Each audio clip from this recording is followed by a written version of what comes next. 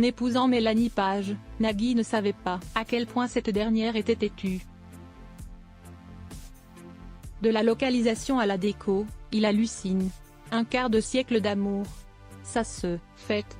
Au début de sa carrière, Nagui est en couple avec Marine Vigne.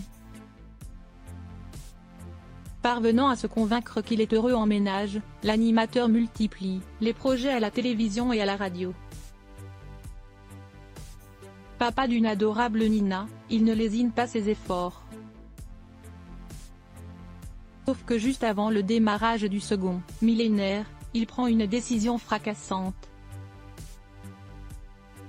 Lorsque Cupidon lui fait croiser la route de Mélanie Page, ils font comme neige au soleil. Persuadé qu'il a enfin trouvé son âme sœur, il lui passe la bague au doigt. Après la venue au monde de ses deux princesses Roxane et Annabelle, le couple accueille un preux chevalier. À présent patriarche d'une joyeuse tribu recomposée, Nagui rivalise d'ingéniosité. Hyperactif de nature, il a toujours mis l'idée à la seconde.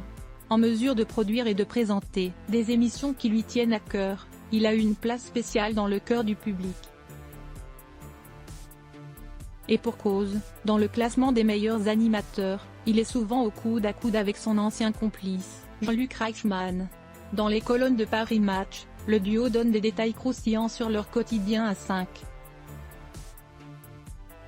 Tout d'abord, dire que Nagui défend bec et ongles les animaux et les végétaux est un euphémisme. Amoureux de son havre de paix situé à Saint-Cloud, il ne compte pas l'abandonner du jour au lendemain. Les étoiles dans les yeux, il se souvient de ce curieux paradoxe. Le cadre était parfait, mais c'est vrai que tout fermait, à 18h. Agacée, Mélanie Page persiste et signe. Elle ne veut pas faire de vieux os en banlieue, aussi chic soit-elle. Après des mois de négociations, la femme de Nagui parvient à le convaincre de déménager. Cependant, chargé de leur trouver le bien idéal, l'agent immobilier doit impérativement respecter 2 critères. Aussi bizarre que ça puisse paraître, le présentateur mélomane de Taratata ne souhaite pas entendre une mouche qui vole. Traumatisé par les nuisances provoquées par des voisins bruyants, il refuse de mettre des boules qui est pour dormir. Enfin, il déteste tellement le béton qu'il veut également avoir une vue sur du verre. Malgré une famille à la fois australienne et anglaise, Mélanie Page possède tous ses repères dans la capitale.